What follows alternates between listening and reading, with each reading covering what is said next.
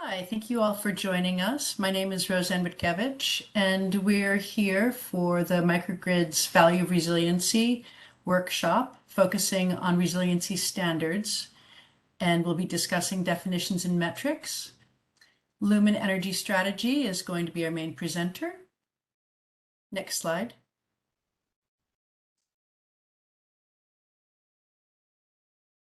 If you're calling in, you have the sign-in address is on the screen. The password is all in caps at GRMG.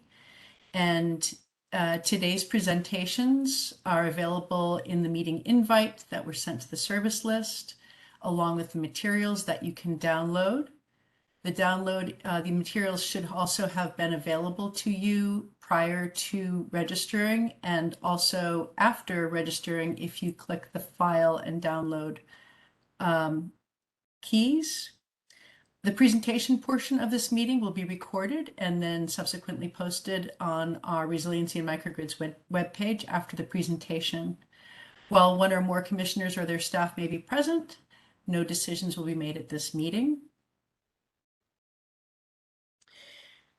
This screen shows you, if you need some help, how to ask some questions. All attendees are muted on entry by default. Your questions can be asked verbally during the Q&A segments using the raise hand function located on the bottom right of this screen. You can see where that raise hand function was available. The host will unmute you during the Q&A portions.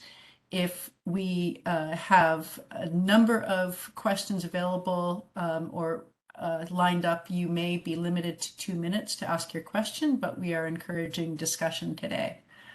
Please lower your hand after you've asked your question by clicking on the raise hand again, and then re-raise your hand by clicking on the raise hand button again if you need to raise your hand for a separate question.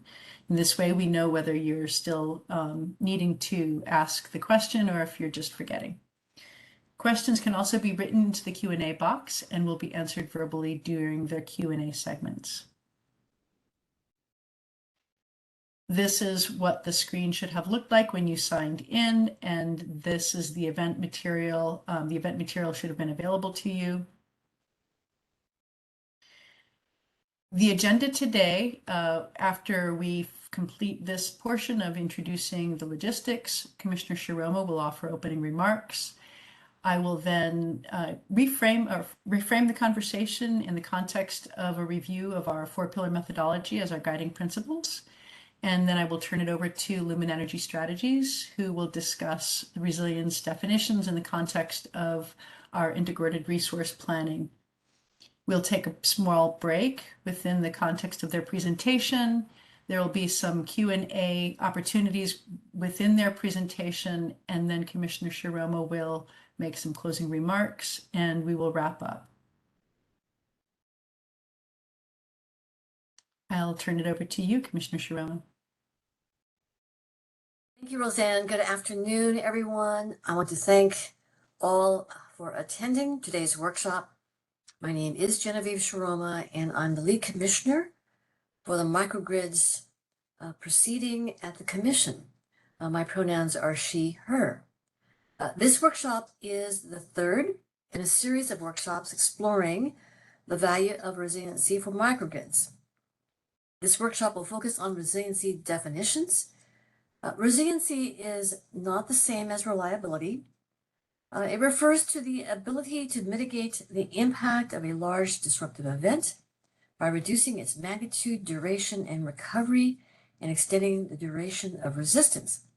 Resiliency is the ability to have connectivity in the face of a catastrophic event. Lumen Strategy Energy, an economic consulting firm and a California Energy Commission EPIC grant recipient, working on building a grid resiliency framework, will present and facilitate the discussion on how the definitions can apply to our CPUC integrated resource planning process. I'm also the lead commissioner on the ratepayer-funded research and development program called EPIC, Energy Program Incentive, which stands for, it stands for the Electric Program Investment Charge. EPIC provides $147 million annually to the Energy Commission for electricity-related clean energy and safety research. Today's workshop is an important discussion about the possible role of microgrids and other resiliency solutions in meeting California's resiliency goals. I'm here to listen and learn, and I look forward to the discussion ahead. Thank you, and back to you, Roseanne. Thank you, Commissioner Shiroma.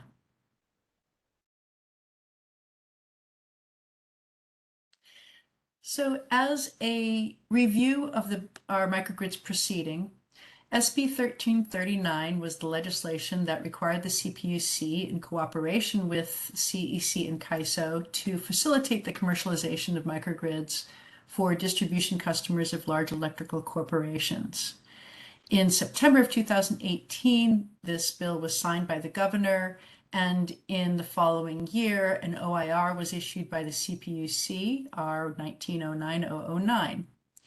In the June of 2020, we made the decision on the track 1 was made that accelerated resiliency projects in response to wildfire, PG&E Community Microgrids Enablement Program, or CMEP, and CMET, and PG&E temp generation was provided to mitigate outages during PSPSs. In our track 2 decision, revisions to the IOU electric rules were made to facilitate more complex microgrids, and the microgrid incentive program was authorizing $200,000 to support in front of the meter microgrids. In our track 3 decision in July of 2021, we issued a decision suspending the capacity reservation component of standby charges for highly utilized and available microgrids that meet CARB distribution generation criteria air pollution standards. And in track 4, which is still in progress, we are finalizing the implementation standards of the MIP program and considering the tariff for multi-property microgrids. Track 5, also in progress, is to define and assess the value of resiliency to inform our investments in resilience strategies. In the value of resiliency, last year we had our first workshop where we discussed some of the aspects related to the economic and equity impacts of large disruptions. And we used the discussion behind looking at the cost calculator developed by Lawrence Berkeley National Labs, the interruption cost estimate calculator, and their upcoming tool, the power outage economic tool. In the second workshop, we discussed the economic and equity impacts via a social burden index that is calculated through something called the RENCAT, or Resilience Node Cluster Analysis tool, developed by Sandia National Labs. In this workshop, we hope to explore resiliency definitions and how these definitions might be applied to integrating resiliency in a broader grid planning context as one of many different kinds of use case. As a review, we're using the 4-pillar methodology, which is something that we had developed through our resiliency and microgrids working group meetings early on in this process. And we're using that methodology as our guiding principles to look at our resiliency evaluation. In this 4-pillar methodology, a simplified version of this is in pillar 1, we look at, in the baseline assessment pillar, we look at what and whom do we want to protect, where is it, and how are we doing, what threatens it right now, and how well are we doing to protect those now. We do this by looking at resiliency targets, checking to see what are the hazards that are threatening those targets, and what current metrics we might be using to assess whether those resiliency targets are currently being met. In pillar 2, we looked at mitigation measure assessments. What protection options do we have to improve our resiliency? What does the best job at protecting the most? And what do those options cost, and how do they compare amongst each other? In Pillar 3, we talked about the resiliency scorecard, which might look at our resiliency configuration characteristics in the context of those resiliency goals that we might have and those that support state policy goals. In Pillar 4, resiliency response assessment, this is where we would look at our resilience metrics and look historically and see if those metrics reflect an improvement in our resilience in reaching our resilience targets. And how, in the context of that, understanding whether our investments reduced the impacts on the community and were effective.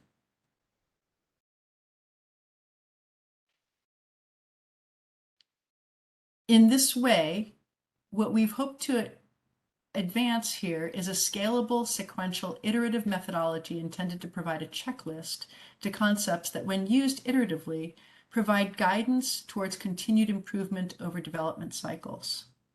In this and future workshops, we'll be looking at applying these concepts from the perspective of 3 different use cases. Grid planning, large-scale grid planning, such as the various processes by which a general rate case is developed. Project level, which is such as the process by which a utility or community microgrid is sited or developed. And problem level, such as when an emerging problem is encountered requiring a resilient solution to be sought. Today, we'll be investigating definitions of resiliency and associated metrics as seen through the lens of looking through the larger grid planning use case, using the integrated resource planning process as our example. In later workshops, we'll continue to explore these concepts and the other issues highlighted in the preceding scoping memo through application of these other scalable use cases. Lumen Energy Strategy is a CEC EPIC awardee working on building a resiliency framework at the IRP level. We see alignment between their work and our goals, and thus we're coordinating our efforts as we develop these concepts scoped into our proceeding. And I'll turn it over to Mariko at this point. I'm going to stop sharing my screen and let you take over, Mariko.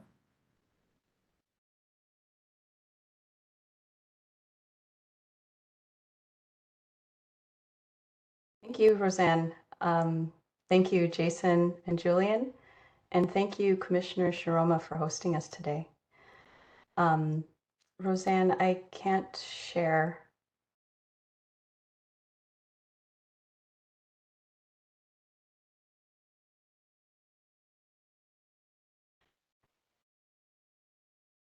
So as we're setting that up, I'll take you all through some motivation for our presentation. Then we'd like to learn more about you and the audience. And after that, we'll dive into our research. Thank you. Marco, you should now be able to share your screen. Thank you.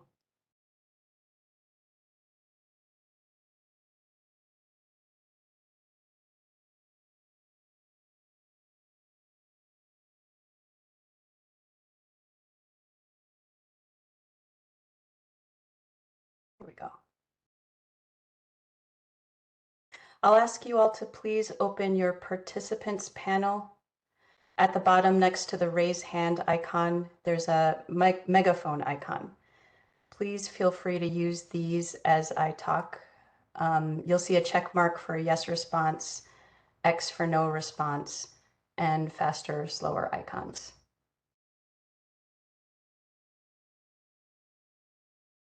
Okay. This photo went viral in 2017. You can see a person casually mowing their lawn, going about their normal routine with sunglasses on, and the sky darkened with a massive tornado swirling behind. When this person was interviewed, he said, "I was keeping an eye on it." Fortunately, he's okay. For us, this is a great metaphor for what has been going on industry-wide in resource planning for many years now. Climate scientists around the world are in agreement that the climate is changing and weather becoming more extreme.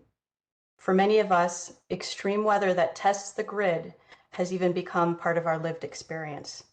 With your yes or no icons in the participants panel, how many of you in the last year or two have personally experienced extreme weather that impacted your life at home, in your community, or in your business? Yeah.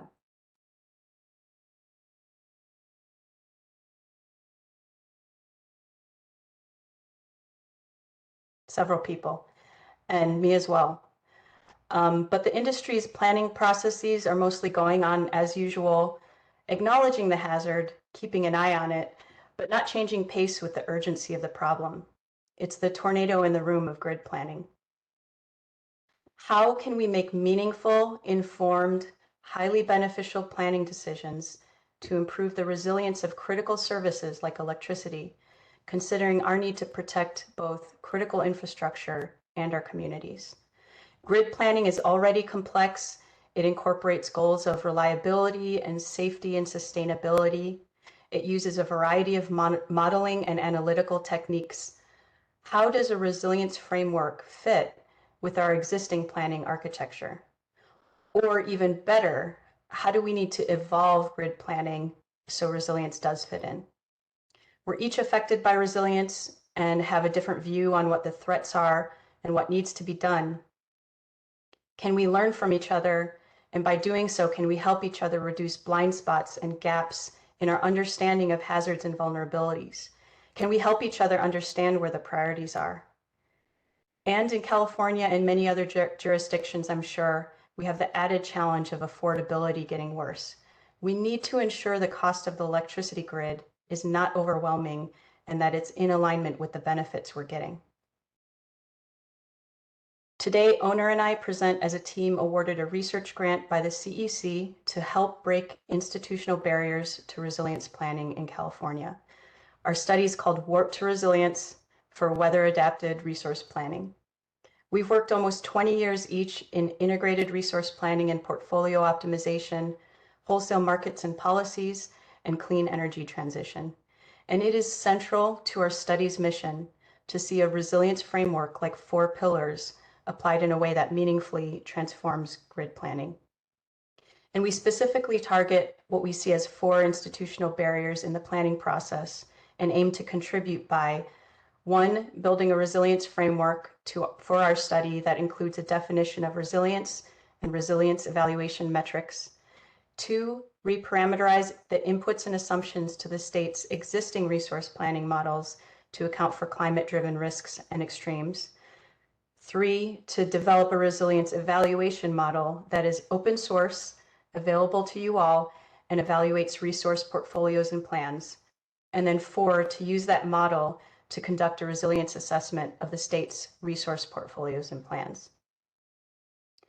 For today, we're here to discuss issues in this proceeding that we think dovetail with what we're trying to do. The amended scoping memo in this proceeding outlines 5 sets of issues: economic and equity impacts, resiliency standards, grid planning and investment, coordination across the public entities, and environmental and social justice. Our material mostly is applicable to the 2nd and 3rd items, resiliency standards, and grid planning and investment. But all of these issues are related, and you'll see our work at times ties into other areas. So for example, in our discussion later about outage costs, we'll consider economic and equity impacts as part of that. Your responses to these questions posed by the CPUC as stakeholders are crucial to the application of a resilience planning framework to grid planning in California. And none of what we say today, what Owner and I say today, is intended to present any formal recommendations to the CPUC on these questions. It's intended to stimulate discussion and brainstorming on these issues, to better understand where or how we can build some common ground. Because in grid planning, there does have to be some common ground for us to stand on and really build a solid investment strategy together. So as a starting point, we looked across the industry to better understand how grid planners with different perspectives address resilience-related questions. We'll provide an overview of that material and highlight the key elements we see of a resilience definition. And we'll also share our thought process for how we navigate through some ambiguities and resilience concepts to define what's needed for grid planning. So you'll see many linkages in our talk to Pillar 1, baseline assessment. For example, we seek to define the function or service to be made resilient. What's that system behind that function or service? What are the hazards threatening resilience, and what do their risk profiles look like? And where are the system failure points? This workshop will be interactive, and we have two channels for that. One is the Q&A that Roseanne described, and the second channel is audience polls. The audience polls are totally anonymous. The polling software doesn't know who fills out the poll.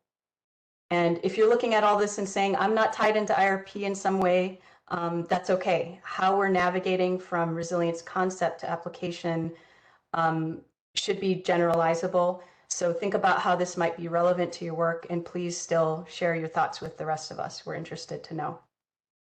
So let's start with a poll.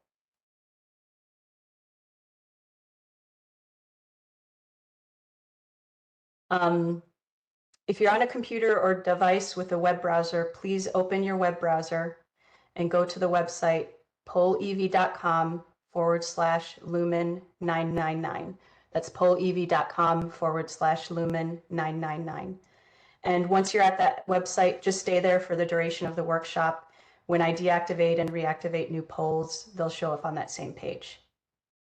If you're on a cell phone and you can't access a web browser, there is a way to participate over text message.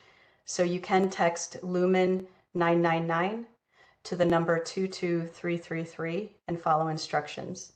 And if none of the above work for you, please feel free to get a pen and paper or jot down your ideas somehow and email us after the workshop. And I'd be happy to collect your answers, anonymize them, and roll them into our record of final responses. So the first question is, what stakeholder perspective best describes you? I'll give you 1 minute to complete that. And the results will show up in my presentation. Just confirm that. Yes. And the responses include A, ISO RTO, B, utility, C, regulator or policymaker, D, community representative, E, customer or customer representative, F, developer, engineer, or technical specialist, G, investor, H, researcher or academic, I, hobbyist, or J, other. Give you a few more seconds to complete that, and then we'll show the responses. And just want to get a feel for who's in the room, better understand your perspective, and recognizing that different types of work can yield different views on resilience. And you'll see the poll will only let you answer once. If you make a mistake or want to change your answer, you should have an option at the bottom to clear your response and put a different response in.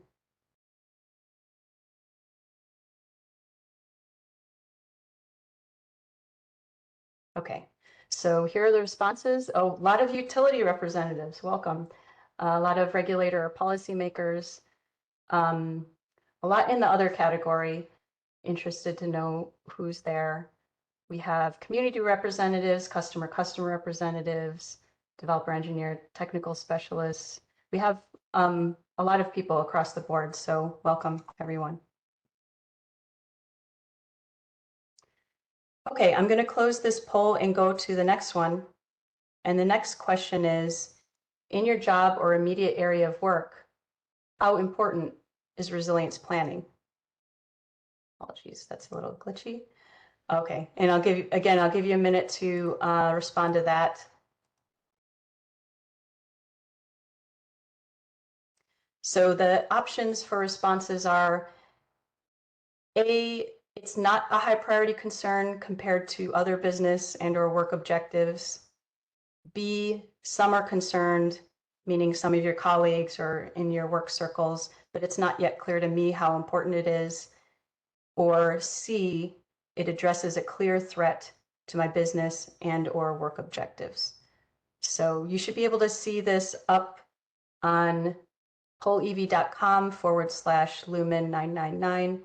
And feel free to put your responses in. I'll give you a few more seconds and then we'll take a look at the results. And again, just trying to understand when you hear the word resilience, how worried are you? How clearly does it impact what you do, and or what's the magnitude of that impact in your view? Okay, so let's take a look. Oh, wow, that's great. Most people responded that it addresses a clear threat to my business and or work objectives. A few people feel that it's not a high priority concern, and a few more do say that they are concerned, but it's not yet clear how much of an impact it is. So great, thank you for letting us know. So I'm going to do another poll. Still trying to get a sense of your perspective here. And the next poll is, what best describes your current resilience planning processes? Here we go. And responses include, there are 4 options. A is none or not applicable. We've not yet adopted any resilience specific planning practices. B is limited. Resilience is considered, but only within our status quo planning practices. C is emerging. We have expanded some aspects of our planning practices to better address resilience. And D is advanced. We've made foundational changes to our planning processes to incorporate resilience. The question is, what best describes your current resilience planning practices? I'll give you all a few more seconds to respond to that. I clicked on this just when one person answered, so we will update the responses to this in a few seconds. See, Marco, Mhm. the Lumen page is at question 5. At least on mine, it's on question 5.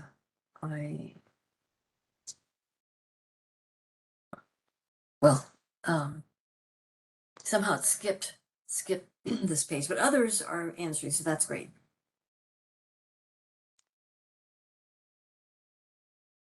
Okay, thank you, Commissioner.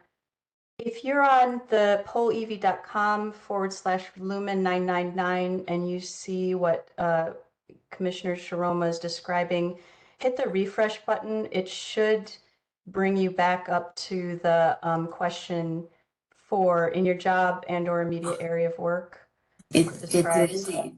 Thank Yes, you. okay, yes, thank you for pointing that out because I'm sure others had the same challenge. So yeah, if it doesn't seem in sync with what I'm saying, just hit the refresh. It just means it didn't refresh for some reason. Thank you. Okay, let's take a look at this. Oh, okay. So most people responded, 67% of the audience responded emerging. We have expanded some aspects of our planning practices to better address resilience. And that's great. We'd love to learn more about what challenges you face as you evolve your resilience planning. A few people answered none or limited. A lot of people are in the same position, and we're here all together to get to the next level of resilience planning. So, okay, I'm going to close this poll and go to the last one before I present some material.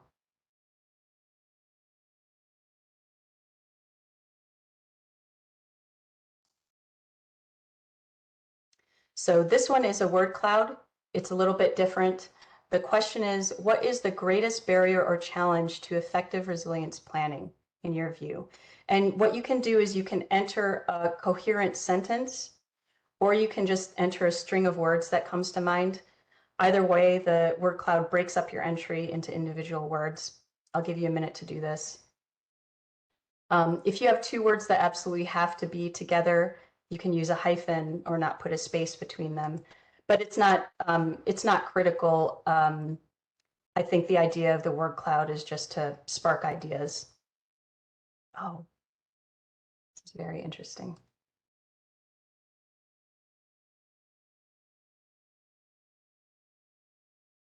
Wow, this is amazing.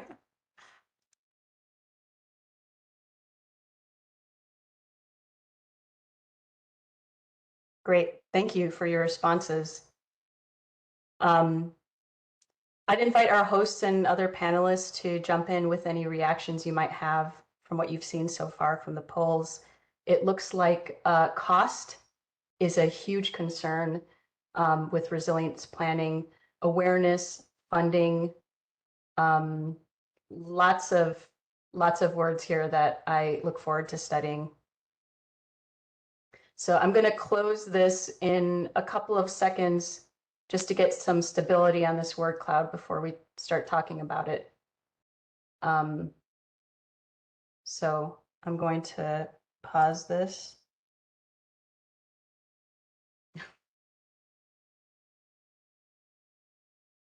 Any reactions to this word cloud or anything that you saw before in the polls?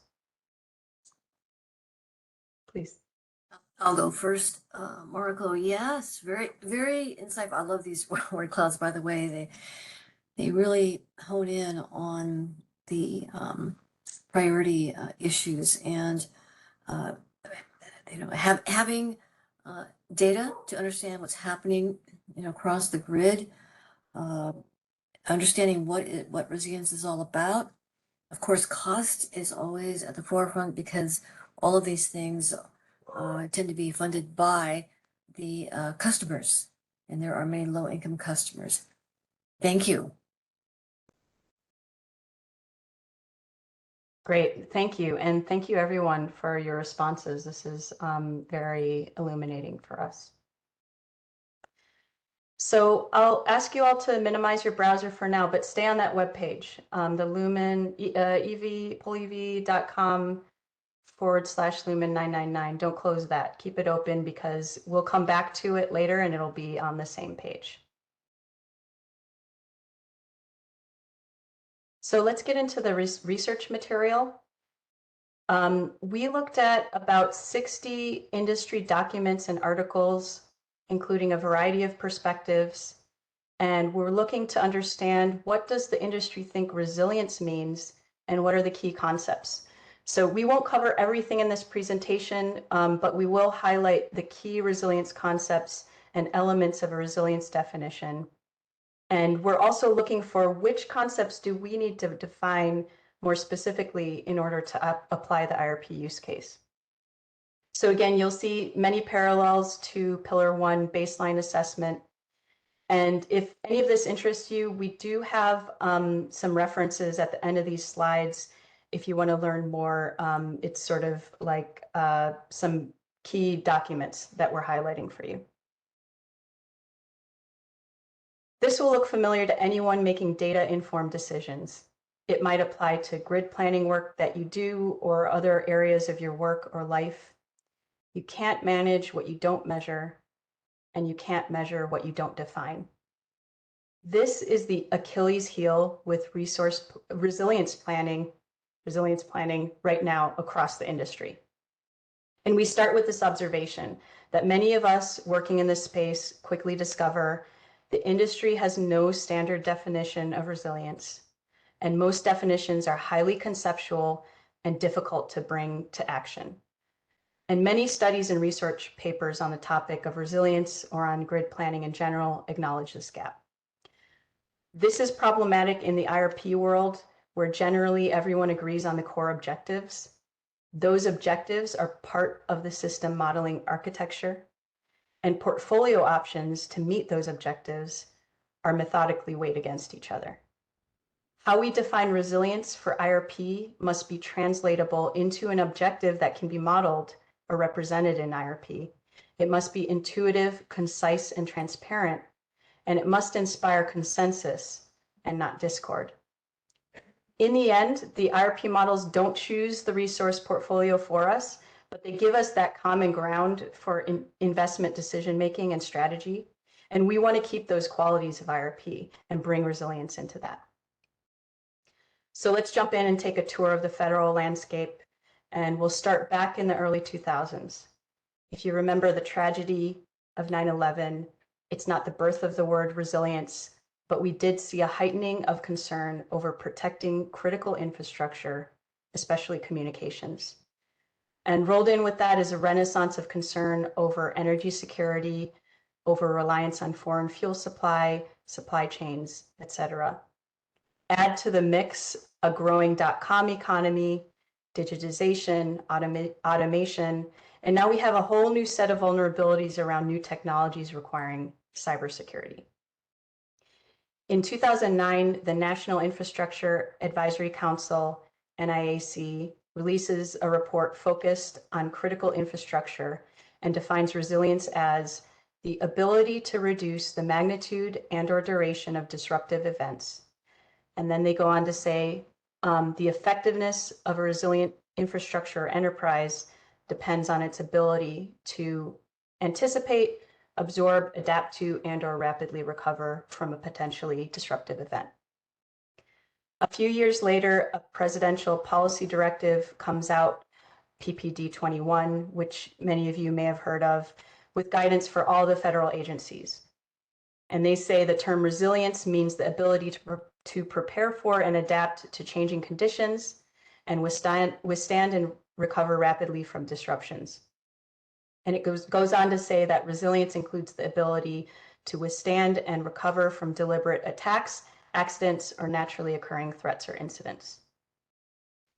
Then in 2018, FERC comes out with a definition based on the NIAC and PPD 21 definitions. So they say it's the ability to withstand and reduce the magnitude and/or duration of disruptive events, which includes the capability to anticipate, absorb, adapt to, and/or rapidly recover from such events.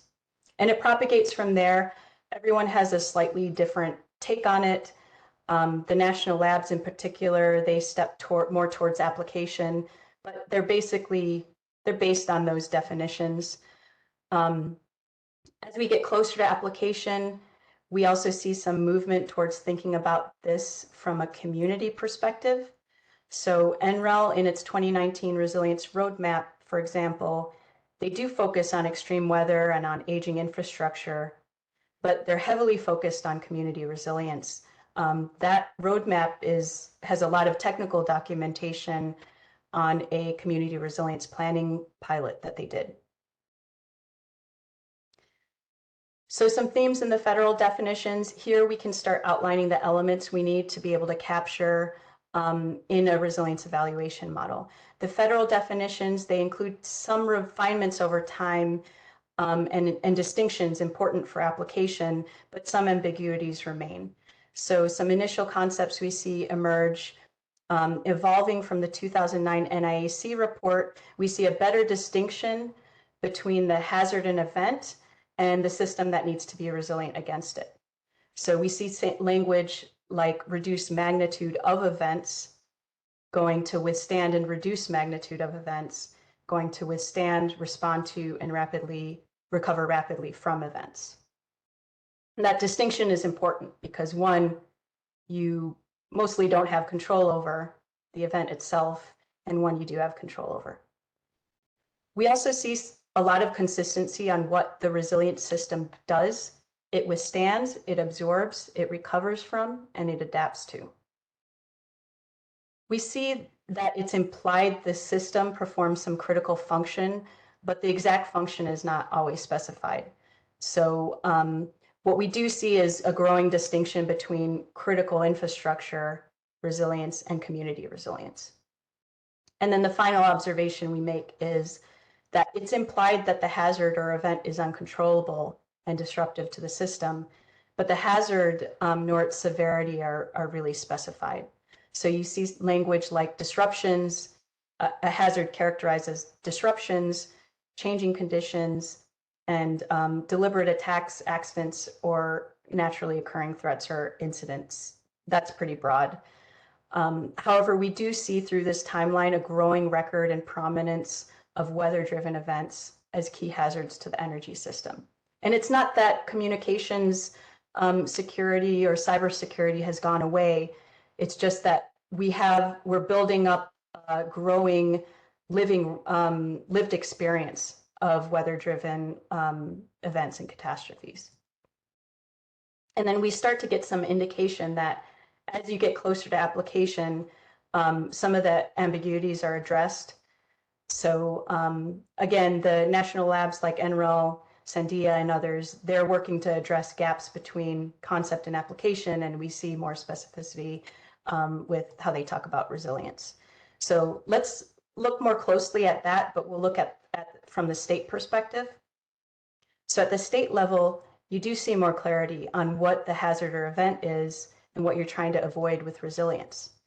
The National Association of Regulatory Utility Commissioners, NARUC, which includes state regulators, they define resilience as robustness and recovery characteristics of utility infrastructure and operations, which avoid or minimize interruptions of service during extraordinary and hazardous event. The CPUC in a 2020 staff paper defined resilience as the ability to mitigate the impact of a large disruptive event by any one or more of the following mechanisms: reduce the magnitude of disruption, extend the duration of resistance, reduce the duration of disruption, or reduce the duration of recovery. And if you all remember the resilience trapezoid from earlier workshops in this proceeding, this is directly relevant to that and showing the different ways you can reduce disruptions to the system. The National Association of Energy Officials, NASEO, they had some comments relevant to resilience definition.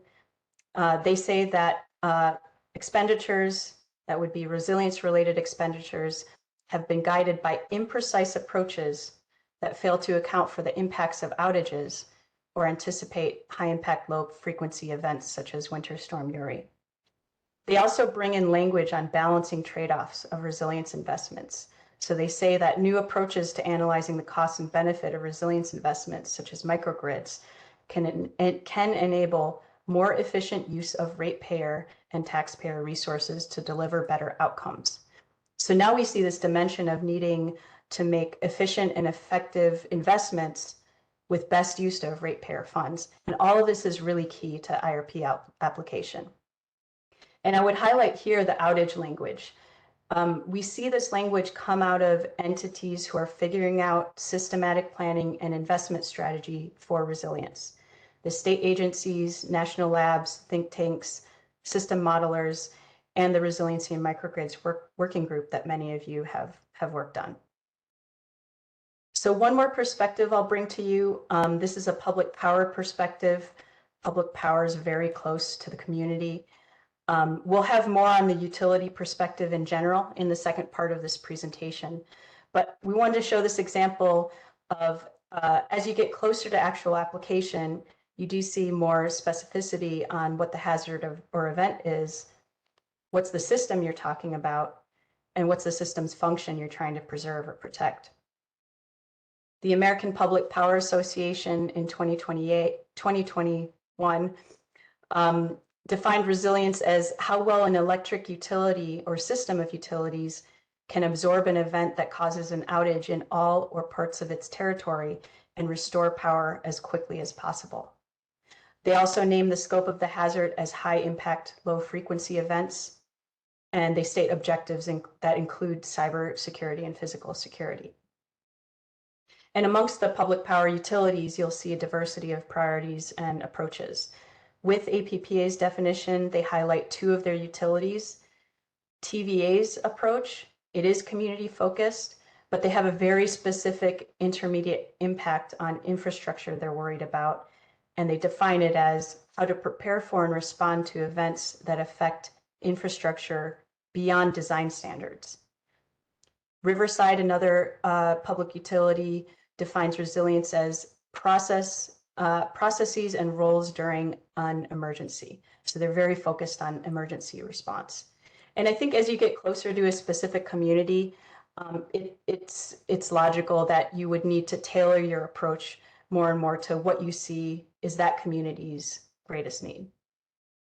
And I'll highlight the outage language here again, because specificity like this, it really jumps out when you see it from a modeling perspective.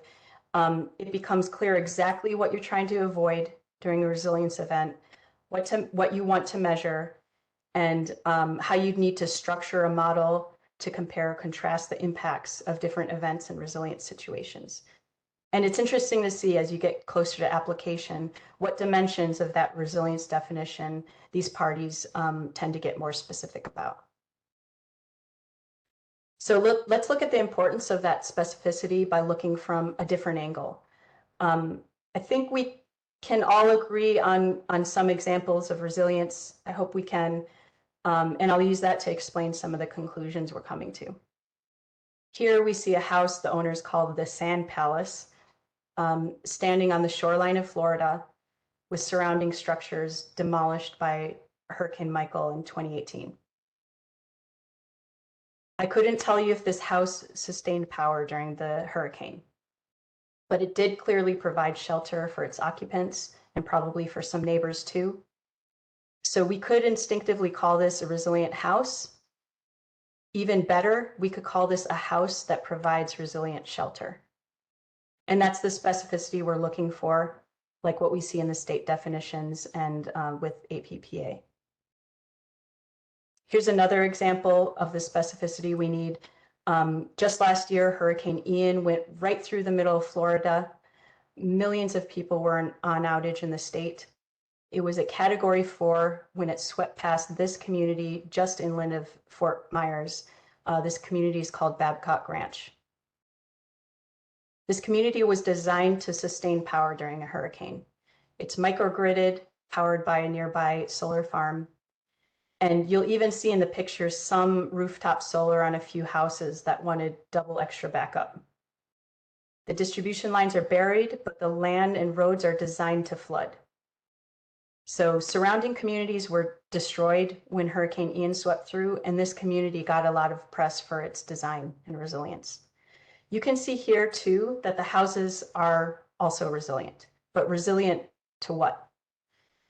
They provide resilient shelter, resilient electricity, resilient internet, and resilient water supply during an extreme event. And the point I'm trying to make here is that calling something resilient doesn't necessarily tell you the specifics of what kind of resilience it's providing and to what degree. And we see this a lot in the literature and industry dialogue. A resilient grid, resilient poles, resilient fuel supply. There you go, we're resilient now. A lot of thinking and planning around bolstering resilience attributes on a piece of the system, and not as much as we'd like to see on how or to what degree that attribute ultimately impacts the final service when you look at the system as a whole, and ultimately what you're trying to protect. And that matters. Where and how you invest in the context of the larger system matters. We've got limited resources, limited ability and appetite to invest. So when we build it, let's build it right with an eye on not just a piece of infrastructure or a section of the system, but the bigger picture on what we're trying to protect. And we think this is a potential pitfall specific to grid planning and the institutional practices we're all used to silo planning processes for different parts of the system. If we want to stay true to resilience planning best practices, we know it's not enough to just make a piece of infrastructure resilient. You have to make the ultimate service it contributes to resilient. And to do that, one, the service you're trying to provide has to be defined very clearly. And two, you've got to look as comprehensively as you can at the entire system that's needed to supply that service. And that's where we go to next. So what is the critical function or service we're trying to protect? We take all this information in the context of grid planning, decide what is the critical function we want to preserve. And it's pretty clear that it's electricity service. But I'll give you a chance to, in a poll later, to disagree on that. Not just any electricity service, and that's the complication. It's not electricity service to heat swimming pools or power home theaters, but it's the level of electricity service you need for survival and livelihood, especially during an emergency. And another way to look at this is what's the undesired outcome we're trying to avoid? The undesired outcome is inaccessibility of electricity when needed for survival and livelihood. And that's an outage at the point of consumption. And the outage's impacts are worsened by lack of substitution when outages are very long or they're very broad in terms of geographic scope. So you can't go to a neighbor or community center for relief. They're worsened when the underlying hazard is life-threatening in itself or threatens other essential services. Once the critical service is defined, the system that provides that service is pretty clear. So this is a stylized graphic of the electricity grid going from fuel supply to generation to transmission, distributed energy resources, distribution system, all the way to the customers. Failures at any point on this system have the potential to disrupt the critical service we've defined. We all have our areas of expertise and work focus, but just keep in mind, anytime you cut this up and try to address resilience for one piece at a time, there's that pitfall of losing sight of the final objective and what the trade-offs of different resilience investments might be.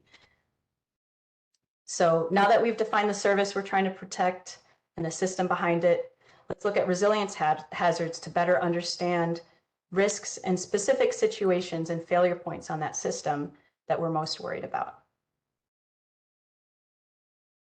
So stepping way back and looking broadly at hazards and systems across the US, we looked from an insurance perspective.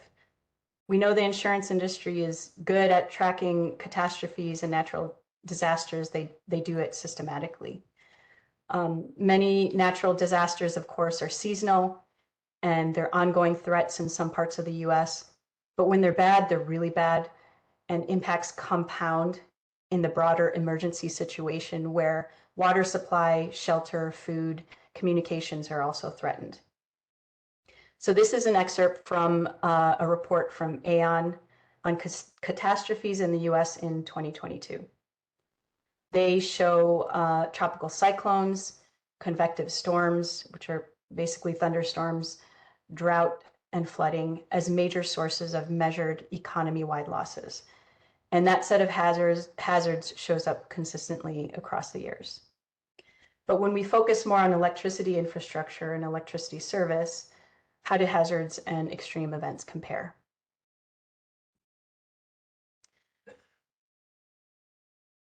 There we go. From a national perspective, hurricanes have yielded the longest and most widespread outages and just total obliteration of the grid. In Puerto Rico, Hurricane Irma hit as a Category 5, and then Hurricane Maria hit 2 weeks later as a Category 4. Many people's homes were destroyed. Most of the island's distribution system was destroyed. Transmission and generation to a lesser extent, but some key transmission lines went down and some generation sustained heavy damage. So we see the failure points are mostly downstream on the system, close to the customer. We also see the potential for really extensive interruptions to electricity service. Some people in Puerto Rico went for almost a year without power in their homes. This was and continues to be a huge catastrophe. And other destructive hurricanes to note, Hurricane Katrina in 2005, the highest cost disaster on record. That's according to NOAA. NOAA keeps track on their website of all the natural disasters and catastrophes, as well as costs associated with them. Hurricane Katrina is at the top. The second costliest on record is Hurricane Harvey in 2017, also according to NOAA. And then in terms of insurance losses, Hurricane Ian, which we just saw last year, that was the second costliest natural disaster for insurers on record. Nationally, also, winter storms have caused some of the most devastating disruptions to the electric grid and to electricity service. So winter storms and cold snaps, they bring this additional compounding, cascading effect in areas where you see a high dependency on natural gas for both heating and electricity production. And these situations have this sort of trifecta impact with demand spiking, impacts on generator equipment, and then impacts on fuel operations and allocation of fuel. So in 2021, we saw Winter Storm Uri. Winter Storm Uri resulted in the largest control firm load shed event in US history. We saw load shed in ERCOT, SPP, and MISO. Texas was hardest hit. They had generator equipment and gas supply lines freeze. They had issues with natural gas production and supply, and they saw record-breaking spot natural gas prices. Winter Storm Elliott, which we just saw, very notably strained the PJM grid. PJM called on 45 gigawatts of generation that couldn't start when called upon. That was a near miss for them. We also saw rolling blackouts in Tennessee and in the Carolinas. The outages affected 13 million people, lasting up to a couple of days. After Winter Storm Uri in 2021, the North American Electric Reliability Corporation, NERC, tried to respond as quickly as they could with improved winterization requirements. And there's been a lot of controversy over those requirements. For me, this highlights the challenge of setting requirements when you can't fully put it in the broader perspective of your ultimate objectives and economic trade-offs of your resilience investments. So NERC put in place location-specific freeze protection measures or winterization requirements, and they anchored those to a cold temperature threshold. Initially, they set that cold temperature threshold as the lowest temperature a generator had seen since 1975. And the generators really pushed back on this. They complained about the cost burden of that, and they viewed it as a very extreme threshold. NERC then updated the requirement to a statistical approach. So they said, forget about coldest since 1975. Let's only look back to 2000. Look at all the temperatures you've seen since 2000 and go to the 0.2 percentile of your temperatures. And we want you to winterize to that degree. And you would think that 0.2 percentile on your range of temperatures is pretty cold, right? But these extreme temperatures have very long tails. And it turns out that 0.2 percentile, when you compare it to the coldest temperature, is an 18-degree Fahrenheit difference. So this rule was seen as too lenient, that it's not a meaningful requirement, and generators are probably already weatherizing to that level. The FERC approved that requirement, the updated one, but noted it needs work. And I really think it's going to be hard to get this threshold right because you have to balance that cost of winterization with the benefits and alternatives. The other thing I'll note here with the winter storms is when we look at winter storms across the middle of the US, it really does make a lot of sense that the resilience focus is on fuel supply and on generation, because that's what gets hardest hit. Those are the key failure points on the system. So you'll see that's the resilience focus in many RTO level discussions and at the FERC level. But in California, things are different. So in California, we see resilience hazards affecting parts of the grid. We've seen a broad range of climate and weather-related threats stressing our grid at multiple points. In 2020, of course, we saw a heat wave that resulted in rolling blackouts in California, affecting hundreds of thousands of customers, and the outages lasted on the scale of hours. In 2022, we saw even higher temperatures, not as much in the rest of the western part of US, but definitely in California, and that was a near miss.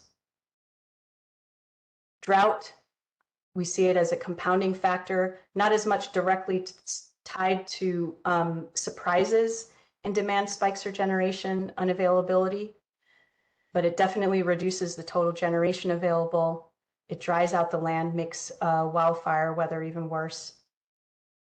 Wildfires, we see that accelerating, the risks of that accelerating. If we roll back the clock all the way to 2007, in 2007, there were really bad wildfires in Southern California. So what we saw was 80,000 customers in San Diego were on outage. And this wasn't because of PSPS. Some of them were on outage for weeks. It was due to damage on the Southwest Power Link transmission system. So wildfires encroached on the transmission system and they had trouble importing power. In 2019, we saw multiple day outages due to PSPS. That was our worst year for PSPS. That affected millions of customers who were out for days at a time. We also saw, if you look at LADWP, we saw a fire called the Saddle Ridge Fire severely impact transmission into the LADWP system. And that's been a concern in their grid planning. Storms and floods, We're still experiencing this long parade of atmospheric rivers in California. We're still getting through that. The full outage extent is to be determined. What we've seen at times is it's affecting hundreds of thousands of people with outages lasting for days, on the order of days. And then in 2020, if we look at extreme smoke, that surprised some of us. It surprised me. So if you remember in 2020, we had over 4 million acres of land burn in California. And an important factor in that situation was a series of lightning storms. So we had a lot of smoke. We had smoke coming from California going all the way across the US. And I believe it was in Oregon, there was a fire called the Bootleg Fire that got very close to a major transmission intertie. So we had a near miss in terms of being able to meet demand when smoke tripped 4,000 megawatts of the California-Oregon intertie. And when that tripped, it also forced the system operator to derate the Pacific DC intertie by 1,500 megawatts. So that ended up being a major threat. For cold snaps, it's to be determined. California is currently dependent on natural gas for its electricity system, potentially for heating.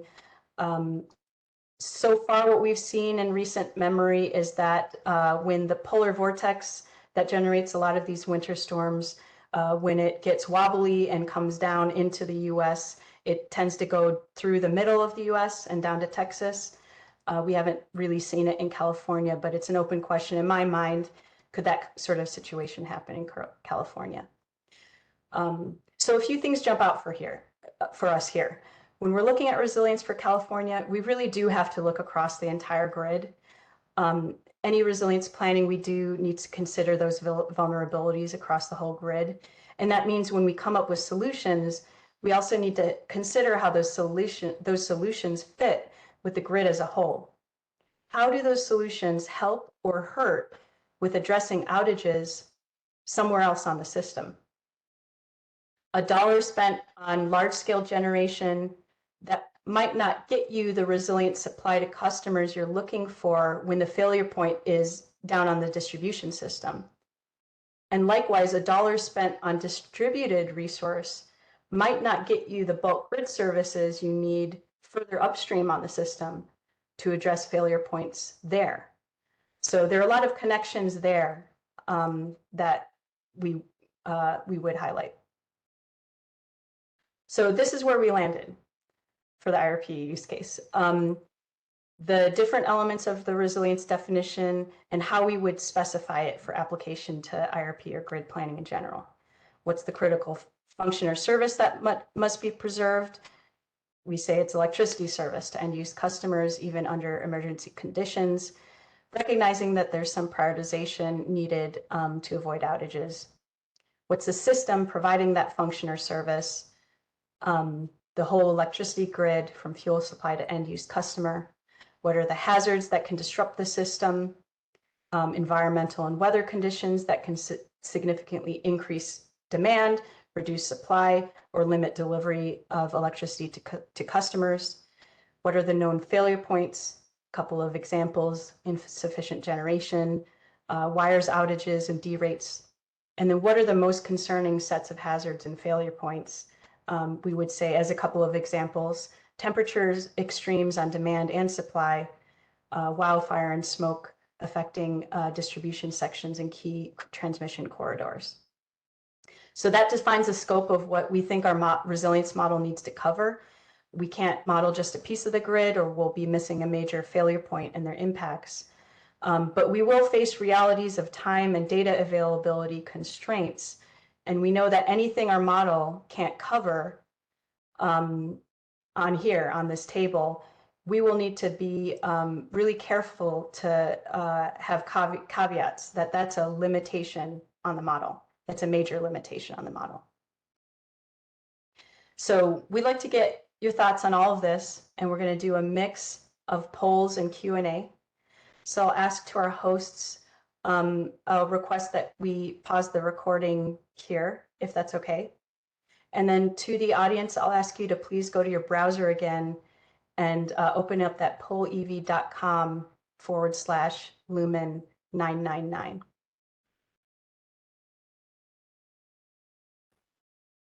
Okay. Thanks, Marco. In this section, we'll discuss resilience in the context of integrated resource planning, which focuses more on the bulk grid needs. And the IRP process by design has the bird's eye view on system level needs. So this accordingly puts. I'm sorry, owner, for interrupting you. I think the way we're doing this, the closed captioning isn't showing up for you. So, Roseanne, should I stop share and have owner start share? Yes, that would be the best option. Okay. Owner, are you able to do that? I might need a minute to pull the latest. 1 second. Apologies for that. Owner, I've made you the presenter, so if you can go ahead and share your screen, it should show up.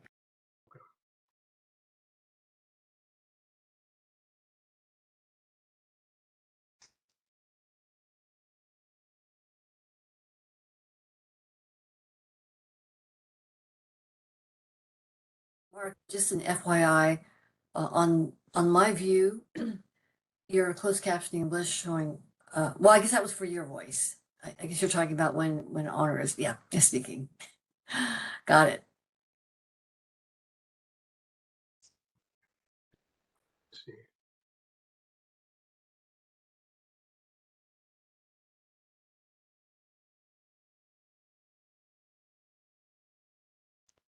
Sorry about that, owner. I just realized as I saw it.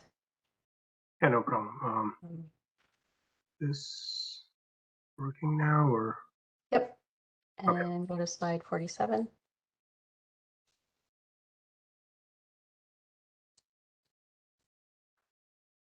Sorry. And you actually have to, before you go to slideshow, let me know when you're on the slide. And before you go to slideshow, you have to do one setting.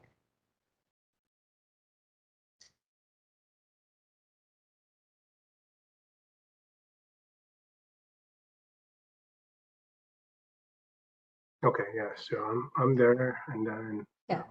So go up to the top to slideshow. And then all the way on the right, click on always use subtitles. so sorry. Not all the way Where's on that? the right. Go up to the top and click on slideshow. You're at home right now. Got it, Yeah. got it. On the right, click on always use subtitles. All right. And then you can start your slideshow from that current slide. Got it. All right. There you go.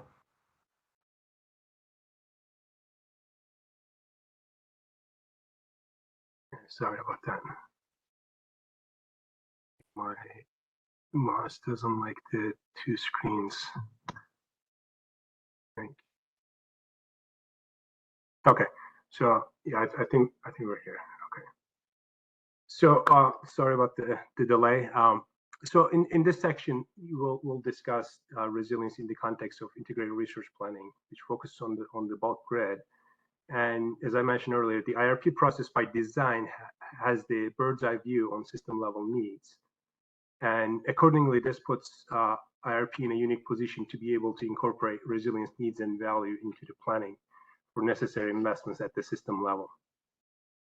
So before we dive in, I want to first give you a quick summary of the IRPs in the West and how they interpret resilience.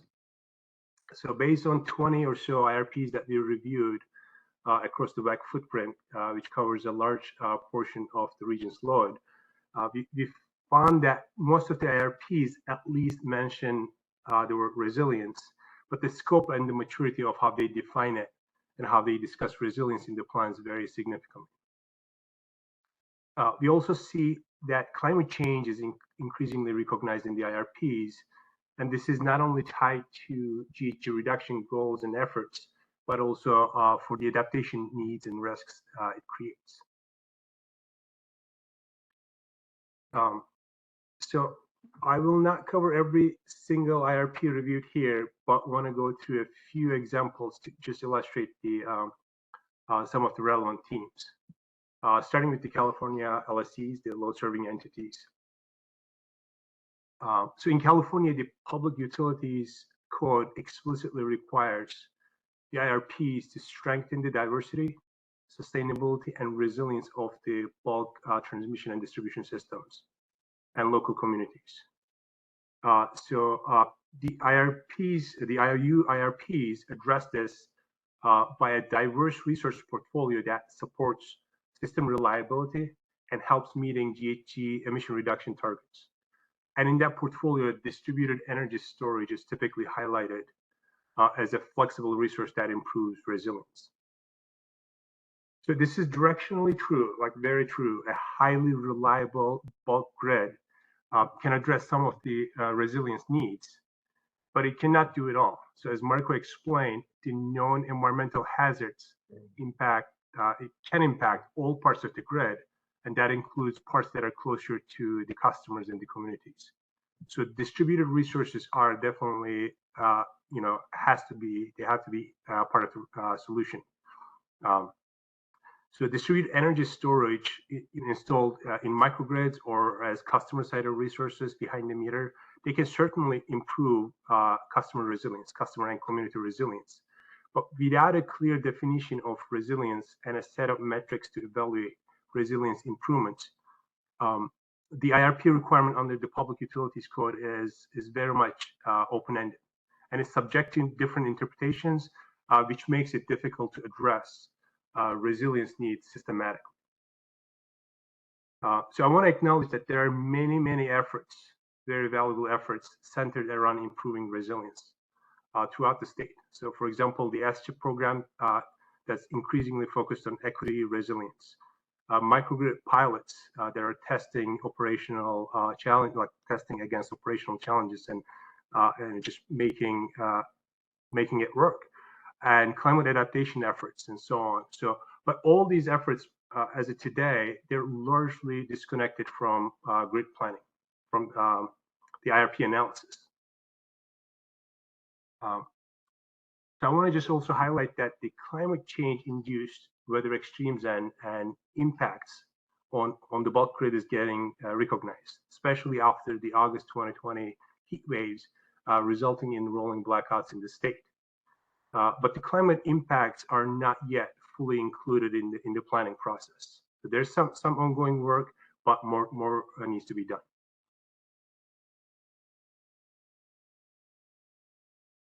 So I want to move to OLEDWP as our next example. In their long-term resource planning, OLEDWP includes resilience as one of the core objectives very explicitly, along with power reliability, affordability, environmental justice, and equity. So the plan discusses reliability and resilience together, but it makes a very clear distinction between the two terms.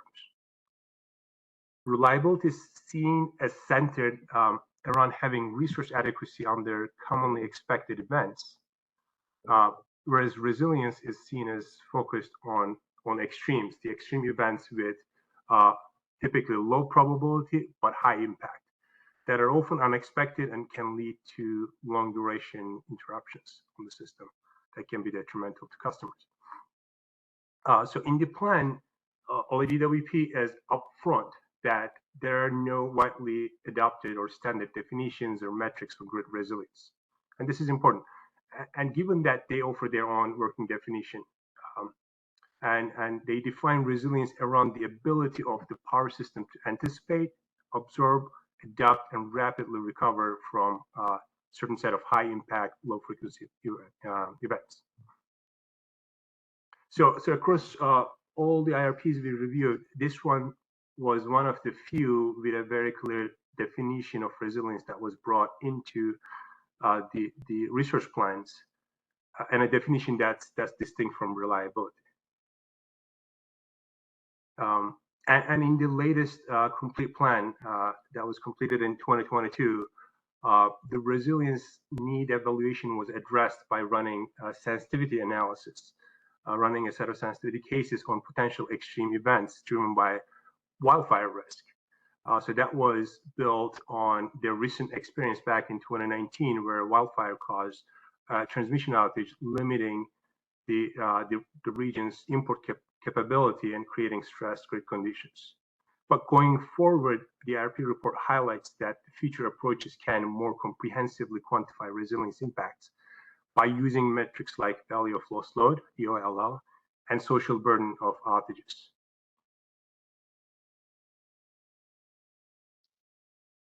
And so in the next two slides, we show Avista and Puget Sound as additional examples, and both entities, they're subject to Washington State's Clean Energy Transition Act, which requires, among many measures, reductions of burdens to vulnerable populations and highly impacted communities, energy security and resilience.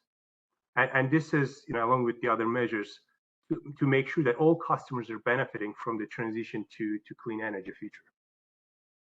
The Act doesn't define the resilience, so it leaves it to the utilities to interpret.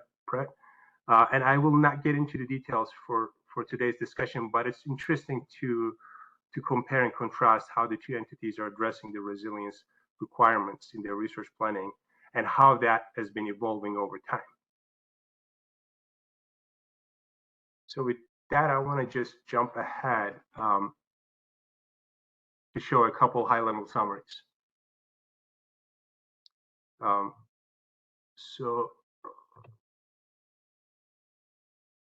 Okay, so here we show the level of maturity and resilience definitions that are currently in the IRPs.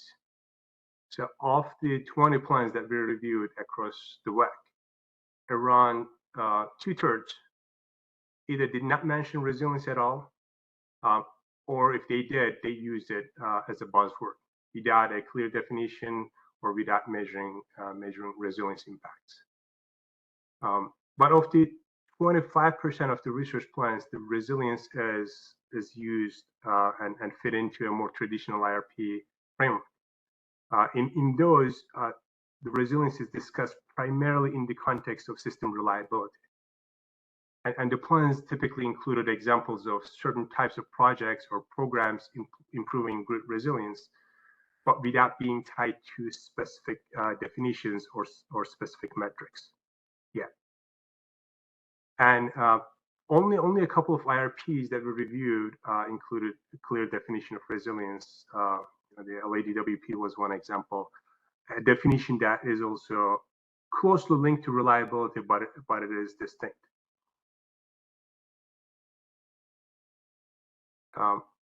So here is a snapshot of the extent of climate change considerations in the IRPs. Climate change is amplifying the weather extremes, it's creating new normals, and this is increasingly recognized in the IRP studies. About 1/3 of the IRPs still do not explicitly consider climate change effects, but of the remaining 2/3 that recognize climate change-induced risks to the electric system, the approaches to bringing in the climate change impacts into the IRP studies are evolving. And there are different flavors here, of course. So some IRPs rely on historical trends and extrapolate them with oftentimes more weight on more recent events that are attributed to climate change impacts. Some studies run sensitivity cases or scenarios deterministically to explore needs under certain types of extreme weather. And then others are starting to really develop approaches to more systematically bring in long-term climate projections when developing key modeling inputs. So far, the primary focus has been on temperature effects on electric demand. So really kind of putting the kind of recent events that we have in California back in August 2020 or September 2022, there were like massive heat waves that resulted in high demand and just created really stressed grid conditions So those are the kind of things that are really, so in historical context, like, so that was seen as 1 in 40 year type or 1 in 35 year type of event. But with the climate changing, you know, going forward, what would be the frequency of the type of heat waves that we've seen in recent years? Are they going to be more frequently observed? That is basically the efforts are trying to bring that in consistent with the climate projections. Oh, so one thing that I want to add to is also some entities. I mean, just so the focus have been more on the electric demand, but entities are now starting to look at this more comprehensively, and also including impacts of weather events on supply availability as well, and the entire grid and the potential failure modes on the grid.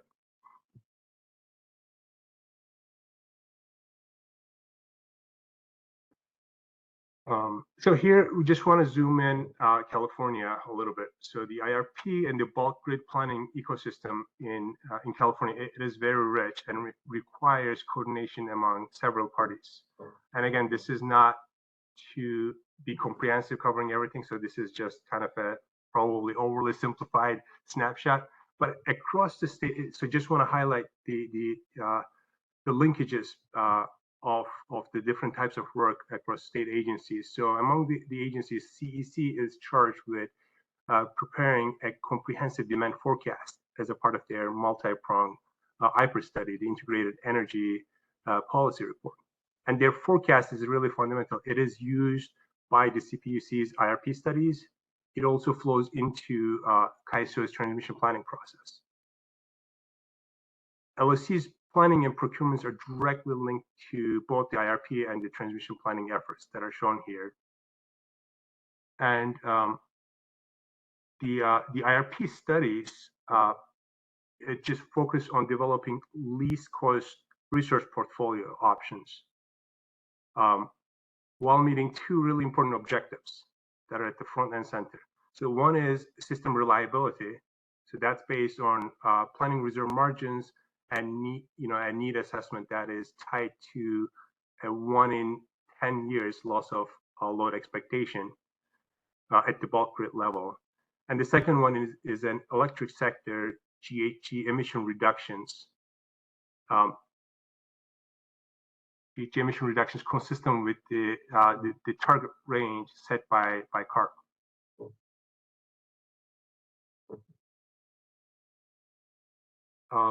The resilience vulnerabilities, so clean energy transition coupled with the resilience related vulnerabilities raise the stakes in grid planning.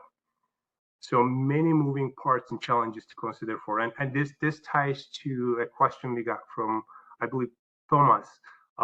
So there are a lot of objectives. So resilience is one of the objectives, but today's resilience solutions should not only provide resilience, but it should be in line with the climate and environmental goals. So what that means is installing, for example, a diesel backup generator. It's no longer an option under, at least under a long-term view. There are many challenges and institutional barriers associated with planning for a system. That includes high levels of renewables and high levels of distributed resources. The assessments of portfolio level needs and resource contributions to meeting those needs are becoming more and more complex. Another factor is electrification. Excuse me. Electrification is an essential part of the clean energy transition, but it will create new uncertainties to address and will likely shift areas of vulnerabilities on the grid. And kind of piling on top of that, the climate scientists are finding with high confidence that climate change is making it more likely to have multiple hazards simultaneously, resulting in compounding risks to be addressed, both operationally and at the planning phase.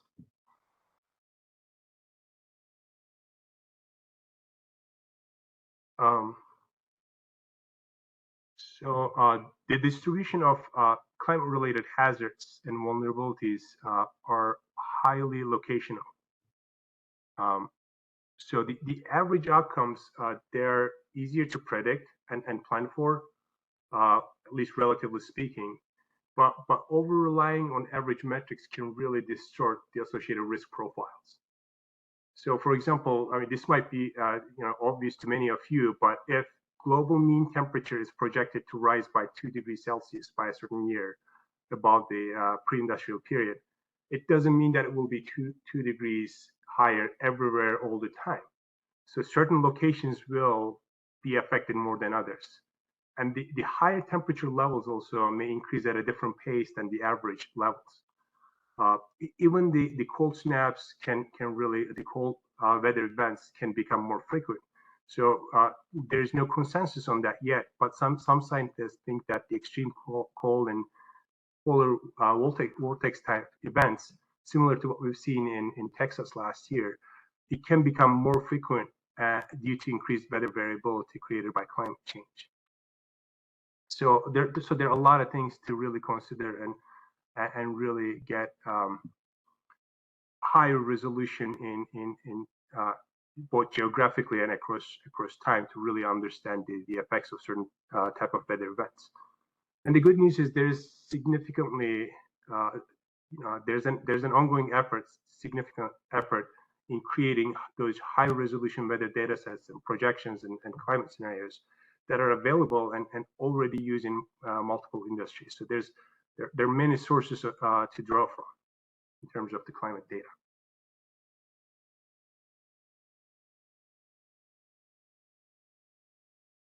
So here, as I mentioned earlier, the IRP process by design has the bird's eye view on system level needs and in a unique position to really bring in resilience into system level planning for grid investments.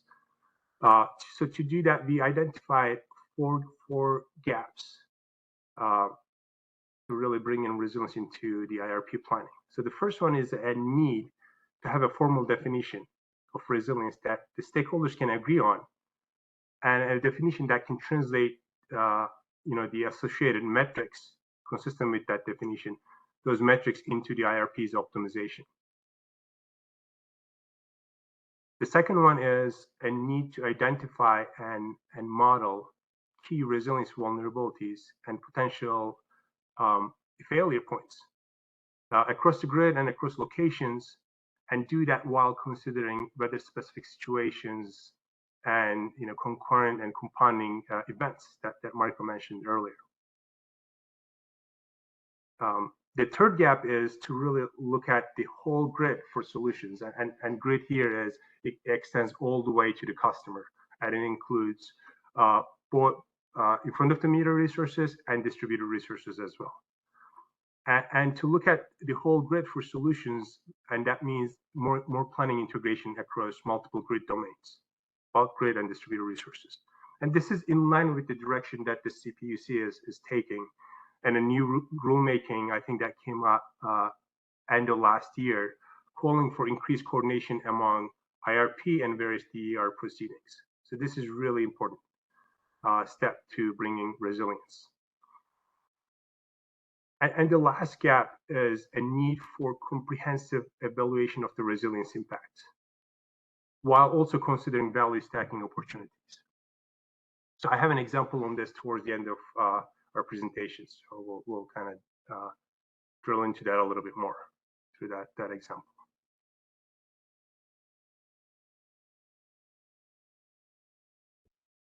So because the environmental hazards impact all parts of the grid, many of the resilience mitigation measures, they just have to be closer to the customers and communities. Because if the distribution section is on outage, for example, and due to PSPS related, like wildfire risk leading to PSPS outages, there's very little the bulk grid can offer for that type of event. Traditionally, the resilience solutions like diesel generators used for backup power, it provided only downstream benefits to only the customers and communities they serve, and they were needed and used only rarely when there were power interruptions. So as a result, the bulk grid planning could be done totally separately because they didn't really need to know about those resources. Just they didn't they didn't provide any value or service to the bulk grid, and the bulk grid needs could be totally isolated from the operations of those resources. But fast forward to today, like today's resilience solutions include resources like storage or hybrid resources of like solar paired with storage that are very, very flexible. And they can not only support customer and community resilience, but they can also provide benefits to the bulk grid and support the clean energy transition that the state needs. And what that means is when we go back to the bulk grid planning now, it just needs to consider contributions of these resources, these distributed resources. And also it needs to consider the limitations of these resources that are tied to resilience related services. And so considering the value stacking opportunities, it's also important when looking at local resilience solutions. For two reasons. Because one is it can reduce the net cost to provide resilience, which means the economic viability of the resilience solutions can improve, right? When you think about value stacking, and also it can impact the relative rankings of alternatives that are considered. So, for example, if one type of project can only support customer resilience, and another project can do that, but also provide grid services on top of that, that would be an important consideration that is directly tied to one of the key, like the cost considerations that all of our stakeholders highlight today.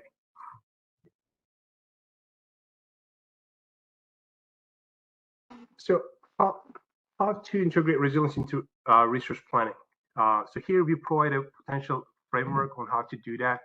And again, as Marco said earlier, like this is only for discussion purposes at this point, so not meant as formal recommendations to CPUC or the existing processes that collect feedback and recommendations. But what I want to highlight here is the need for a comprehensive resilience assessment, which taps into,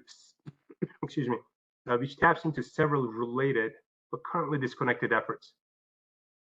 So that resilience assessment would bring in a resilience framework and a set of societal metrics or tools from the CPUC's resilience and microgrid efforts.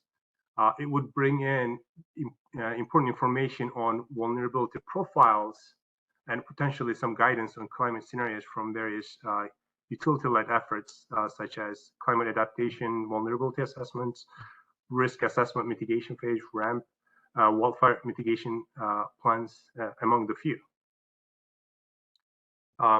So going back to the climate projections, utilizing the high resolution climate projections and scenarios, it would reparameterize electric demand forecast and supply availability assumptions to reflect properly climate change and impacts and the effects on extreme weather conditions, and do that on a probabilistic way with higher spatial granularity compared to the approaches today. And last, it would bring in resource portfolios from the current grid planning studies and evaluate the resilience of those portfolios. So of these models, the outputs can be a set of resilience impact metrics yet to be determined, but a set of metrics that are consistent with the framework being developed under this resilience and microgrids efforts.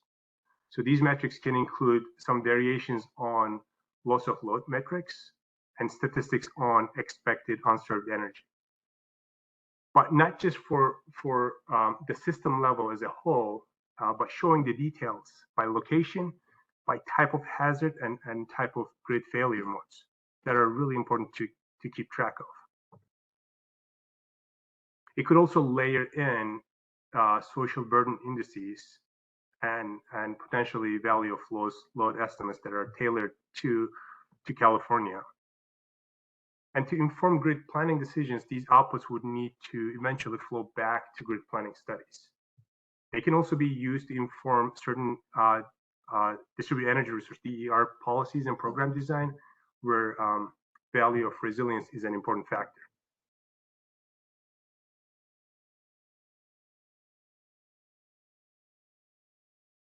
Key consideration is how to characterize and model the grid contributions of certain resilience mitigation measures under blue sky conditions, which might be as important as the performances under the black sky conditions when we're looking at the cost and the value of these solutions at a big picture at the system level, which I'll discuss next.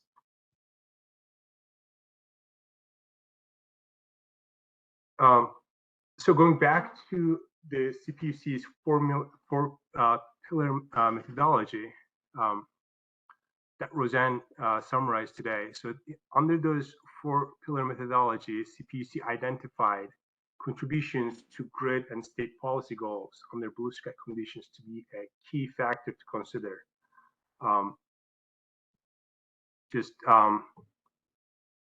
For performance-based design. And as I described earlier, these blue sky services to the grid, it may reduce the net cost of providing resilience, but at the same time, it might also limit the capacity that's available during those unexpected kind of black sky events and the hazardous conditions. So if you knew exactly when and where the hazards would take place, there'd be no issue. We could, just plan for that and switch the service mode back and forth. But that's not the reality. So given the uncertainties around the types, timing, location, and impacts of the hazards, it becomes a very complex decision that depends on risk exposure and risk tolerances. And there are many approaches here, but the range of approaches can include prioritizing resilience above anything else, which would leave very little, if any, room for blue sky services. So this would be, for that solution under this use case, this would be the use case providing the highest resilience, but it would also lead to higher costs or higher net costs. Another approach could be to set a minimum resilience target based on some criteria and then offer the remaining capacity of the resources to the grid once that target is met. So this would balance and help keep control over the resilience levels and priorities, but it would also start utilizing some of the resources capacity towards helping with evolving grid needs. So the third one is just a variation of that approach, would be to dynamically assess the risk levels and determine the capacity that might be made available for blue sky services. Excuse me. So this would require more effort, a continuous risk assessment and monitoring, but it would also help maximize value stacking.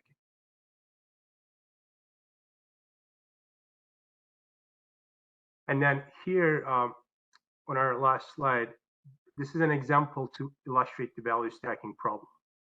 That thing is really important. So here the chart shows 3 different risks over time.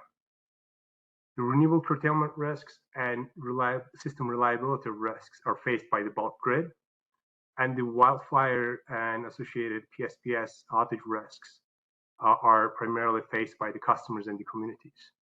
So the risk profiles overlap, but they're not fully coincident.